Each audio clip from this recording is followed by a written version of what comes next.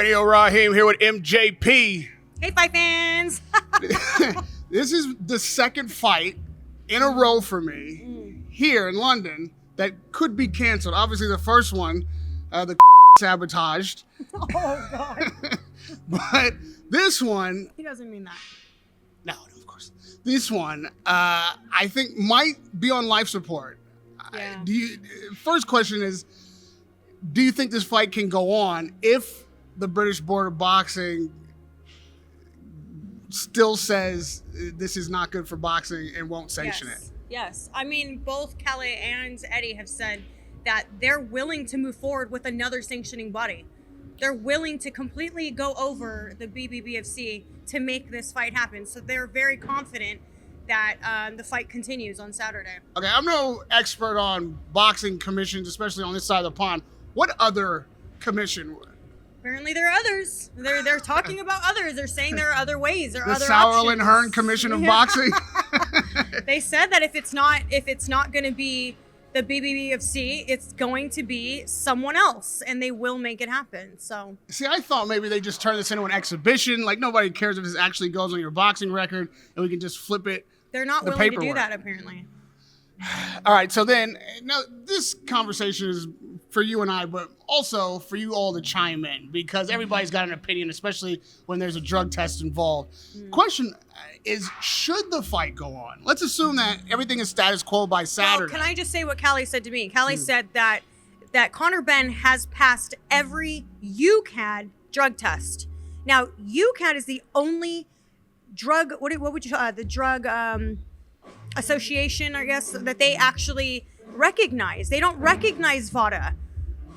So again, that's why Eddie was like, okay, well, if he passed all the UCAD tests, right? But that's a formality, right? But we don't have all the info yet. The Plan B sample hasn't come back yet. I'm gonna use Eddie against Eddie. Okay. Why bother taking the test and paying for VADA if when the results come back you just be all right, we'll just go on with it anyway? I thought the point was to be sure, because one testing body Eddie can miss it. Eddie made an example of the fact that, I remember when Billy Joe Saunders failed the drug test and the VADA, I guess, or the state of Massachusetts decided that they were going to suspend him. Right. But the BBBoC said, well, we're not suspending you. Come on, we can still fight over here. So he was able to still fight over here. So It's the same instance. But isn't the difference, correct me if I'm wrong, isn't the difference that whatever it was banned in their commission, but not here? Like whatever the substance was. I don't know. I thought that was the reason. But again, what I'm saying is the point of this drug testing isn't the point is technicality. That everybody needs to get on the same page. What's the point? I would say even further than that, the point is if you're taking drug testing, it's because you want to make sure that everybody is clean and abiding by the rules, regardless of the technicalities, who's willing to do it, who's willing to allow this and not that. Whatever you're testing for, if you pop dirty on it, isn't the point that the fight shouldn't happen if people are not adhering to the agreed upon banned substances? So if that's the case, it seems like that's black and white, and it's black and white for everybody's fight until it's their own, right? Until that visits your own promotion, then all of a sudden all the rules change. Well, Eddie Hearn used the example of Dillian White. When the sample B came back and was proven, I guess he was proven to be completely clear, he said that why can't there be that same justice for Conor Benn? Like, why do we have to drag people out before we know all the information? And apparently, Chris Eubank's team went ahead and got their own medical advice on this. They had everything looked at, and they felt confident that the findings were so minimal that it didn't affect them. They were still willing to go forward with the fight. So again, we don't have all the information, and I don't think it's fair until we do to drag someone out for it. I say what you just said is the most convincing argument to be made. If Eubank is on board, and the boxing commission here isn't technically adhering to what VADA says, but and willing to have the fight, then I guess who's to say not, right? If each fighter are willing to continue, sure.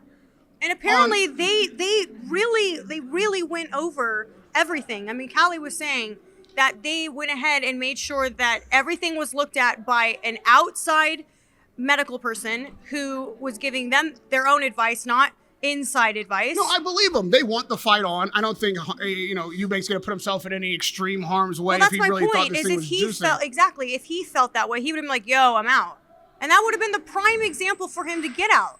Okay, so to the point of why drag somebody, I'm not saying drag somebody, but I'd say be transparent. Yeah. If you know this 2 weeks ago, you agree to go ahead with the fight, then just be above board from the gate so it doesn't happen on Wednesday before the Saturday. But Rahim, that's why all of the teams are surprised at the ruling this morning. Yeah, but it's not the ruling's fault. They knew too. Yeah, but the ruling, they're like, we're all going to keep this secret together. They weren't stopping it then. So why go forward and say it the day of the media workouts that, oh, by the way, we're going to go ahead and stop it. What the confusing part of this is that Conor Benn can still technically fight on Saturday night. Did you know that? Yeah, I know. He's not suspended. Okay, he could still fight, but he can't fight Chris Eubank Jr. Explain that shit to me. I can't explain. This is stupid. It's stupid. You're either going to suspend someone and make them responsible for something, or you're not. And let's get on with it. But that's the whole argument. It's confusing. How are you not going to suspend somebody for something, but then you're also going to halt the fight? But wait, hold up. But both of them could still fight on the same fucking card, but against somebody else and still go forward. How does that make any sense? I don't know. Again, I'm no expert on boxing commissions and their respective rulings in their respective areas. All I'm talking about is principle and what makes sense theoretically, at least. But this doesn't make sense theoretically. I think with the what they're doing. mistake that both promotions, both camps made was not being transparent when this test came back. Transparent with who? With the press, with the public. With the press, right. Because they figured that it probably wasn't going to stop the fight. And therein lies the mistake. Because then they put it in the hands of the commission or a leak or any number of ways this comes out. No, we can't keep a secret in 2022. Like, too many people knew already. Something was going to happen. Or what if we had the fight and then Monday morning we found out that the sample came back and all this shit and then the B sample. Then we feel like cheated anyway. So just tell the truth from the gate. And yes, people will drag him. People will be unfair about it. That's just the way of the world. But I think transparency is the key to not allowing something like this to be a last minute crisis. That said, I don't know that this changes really the dynamic of the fight. I would agree probably with Eubank and clearly Ben that this isn't going to really change whatever happens on Saturday night. Might change their mentalities, might change what people say about what happened Saturday night after the fact. But in the ring, is he doing something that is going to give him a great advantage, or is there or is he putting Eubank in harm's way? I seriously doubt it. I don't think so at all. Maybe, if anything, he's making the fight a little bit more fair. I mean, if he's coming up 10 pounds and Eubank's only coming down 3, Eubank's got more experience. Maybe he's just trying to close the gap a little bit and make this a more fair fight. Because I've been saying from the beginning, on paper, this thing is a mismatch. Not that that's the way to close the gap, but we can't rule it out. Well, definitely added a lot of a really strong storyline to this week.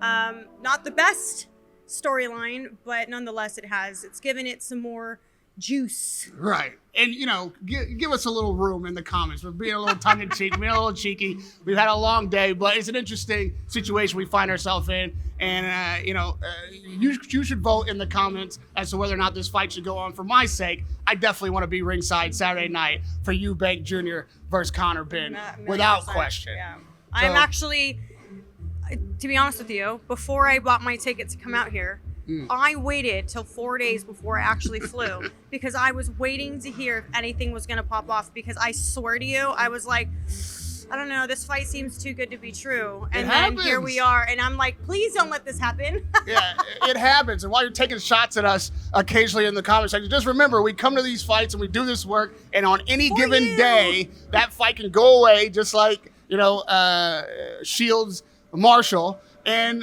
we spend all our time trying to bring these stories to you and get these interviews to you, and we get nothing in return unless that fight happens, because that's what it's all about. So hopefully Saturday night the fight happens, but no matter what, MJP, Radio Rahim, we're out here on the grind, on the hustle, on the job for you, trying to bring you the answers. Bye, fight fans. Bye, fight fans.